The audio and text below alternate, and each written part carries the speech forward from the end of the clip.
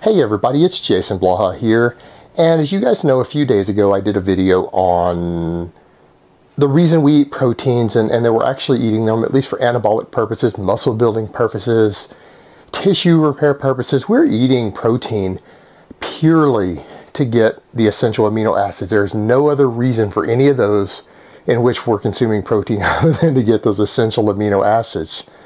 And it's so ironic that since the whole protein spiking fiasco and me giving my input on it, people arguing with it, I see people all over the internet saying moronic shit like, well, I buy protein to get a complete protein, not to get amino acids padded in. If I wanted amino acids, I'd buy amino acids. And the ironic thing is, whey protein is probably the most superior protein out there in terms of being a complete protein and the best amino acid profile.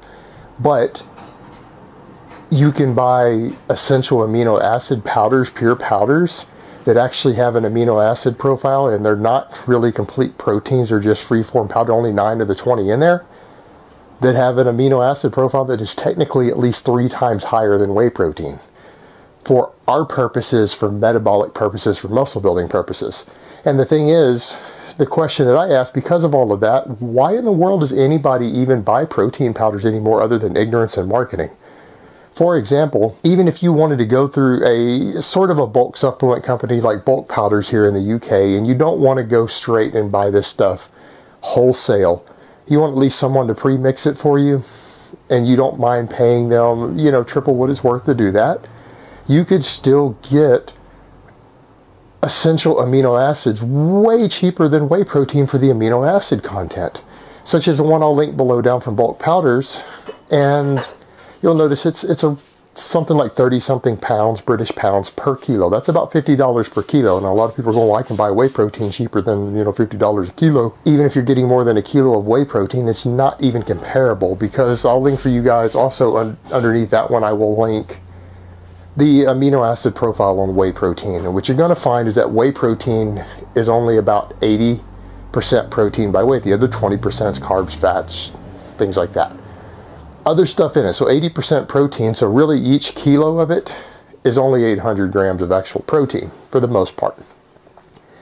And then when you go to the essential amino acids, which is what you're looking for, if you compare the differences, if you do the math yourself, you're going to find that 15 grams of an amino acid powder like that has roughly the same amount of all the essential amino acids you want, the ones that really give you all the anabolic signaling and everything you're looking for, because we've already covered most of the other ones are just getting converted into glucose. You're not using them when you guys are eating large amounts of protein, extra protein to gain muscle. You're just using those essential amino acids for their purposes, the ones that you need,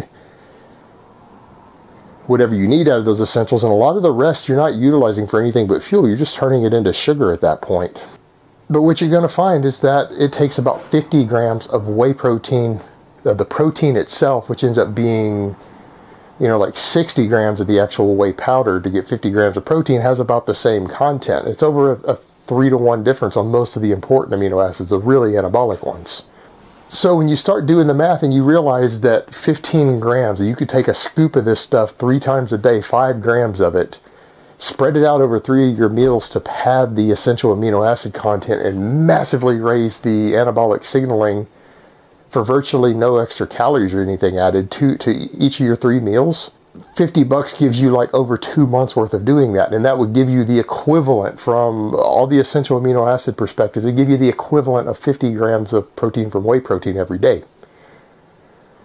Virtually nobody out there's diet is so deficient in protein that 50 grams of whey protein wouldn't push them up to their protein need. Even someone who's a pure vegan who doesn't even count their protein, if they were to add that much in, you would get the desired result. None of you can have any sort of deficiencies related to essential amino acids as far as gaining muscle tissue at a maximum rate.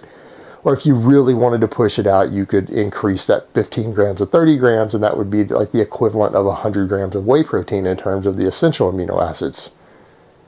Or someone could just take a cheap BCAA supplement. And I don't mean one with all these mixes and expensive stuff. Just go buy the cheap powder. It's the same thing. You can get a whole kilo of BCAA powder relatively cheap.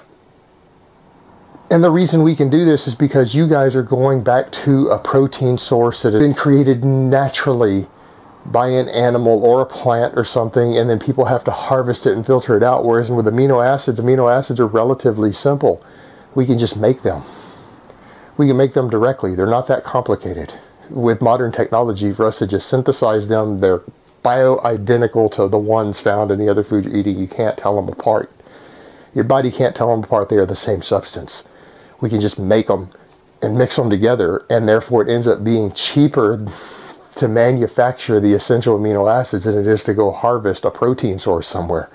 And you can mix them in whatever sort of combinations you want, such as this combination here is really a good combination for muscle building because they put a heavier emphasis on leucine and branched chain amino acids.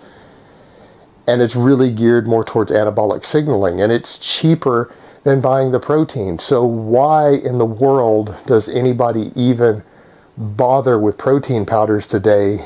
It's so archaic and ancient in terms of even the technology available to make dietary supplements that it's insane anybody does it. And people are talking about amino spiking, or I don't want straight aminos. That's the way to go for your goals. Why in the hell aren't people doing this? Why are they buying protein powders? Alright guys, so that's really all I have to say on that today. I hope it has been informative, and I will talk to you guys next time. But let me give you guys a bicep shot before I go. Oh, Mount Vesuvius.